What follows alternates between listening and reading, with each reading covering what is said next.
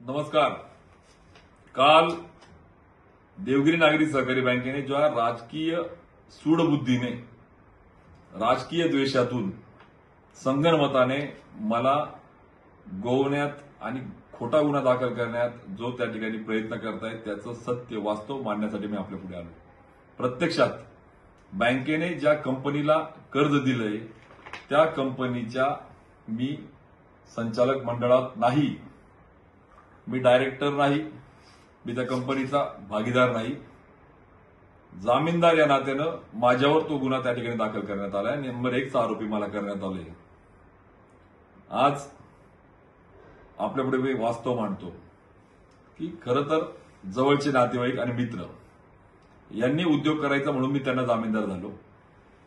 जामीनदार झाल्यानंतर त्यांनी त्या ठिकाणी उद्योजकांनी सीसीआयच्या माध्यमातून कापूस प्रक्रिया करण्यासाठीचे 3 वर्ष झाली केंद्र घेतली. दुर्दैवाने सीसीआय सरकारपेक्षा बाजारात भाव जास्त होता म्हणून प्रत्यक्षात कापूस त्या ठिकाणी आला नाही आणि उद्योजक त्या ठिकाणी अकाउंट एनपीए झालं. अकाउंट एनपीए झाल्यानंतर बँकेने मला सूचना केल्या की साहेब आपण जामीनदार आहात आणि उद्योजक कर्ज भरत नाहीत. जवळचे मित्र नातेवाईक यांना मी सूचना केल्या की अरे तुम्ही या संदर्भात गांभीर्याने घेऊन बँकेशी बोला आणि हा विषय संपवा. आणि मग बँकेशी त्यांनी चर्चा केल्यानुसार त्यांनी मला जो खुलासा केला की बँकेसोबत आम्ही 2-2.5 कोटी भरून ऑलरेडी दिले आणि उरलेल्या पैशासंदर्भातलं बँकेशी समन्वयाने संवादातून हा प्रश्न त्या ठिकाणी सुटला. त्या संदर्भातलं पत्र देखील मला त्या ठिकाणी दिलं त्यांनी की बँकेच्या संचालकांसोबत चर्चा होऊन हा प्रश्न सुटल्याचं त्या ठिकाणी मला त्यांनी पत्र दिलं. आणि असं झाल्यानंतर देखील या उद्योजकाच्या आणि या कंपनीच्या मी कुठलाही त्या ठिकाणी भाग नसताना हा राजकीय द्वेषातून गुन्हा दाखल झाला. मला या सगळ्या संदर्भात विचारायचंय की प्रत्यक्ष जर आपण बघितलं की पार्थ पवार हे 99% भागीदार डायरेक्टर त्या संस्थेचे, तिथे गुन्हा नाही होत. गिरीश महाजन यांच्या कुटुंबियांच्या नावाने बीएचआरचे अॅसेट खरेदी केल्या जातात.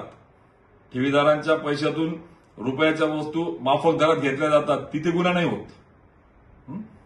वरद इन्फ्रा ज्या चाळीसगावच्या आमदारांच्या कंपनी किंवा सुप्रिनो इंडस्ट्री तेवढे अॅसेट नाही, तेवढं टॅक्स नाही, त्यावेळेस शेकडो कोटीच्या माफक दरात जमिनी कशा घेतल्या जातात त्याच्यावर गुन्हा नाही.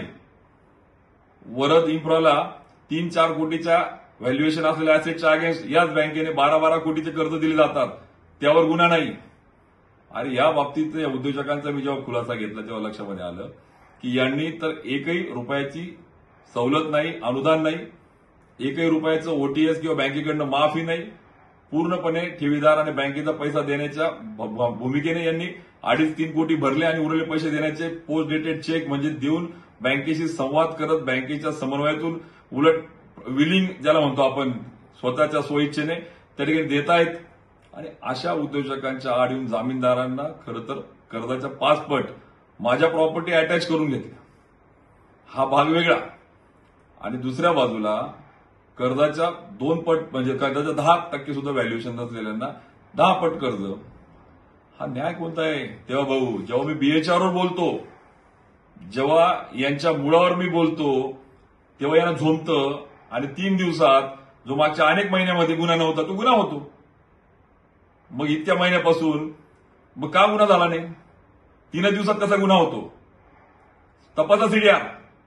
मंगेश चव्हाण, गिरीश महाजन, बँकेचे चेअरमन, बँकेचे एमडी आणि बँकेचे मॅनेजर, रिकव्हरी ऑफिसर तपासा सीडीआर आणि मग येऊ द्या समोर.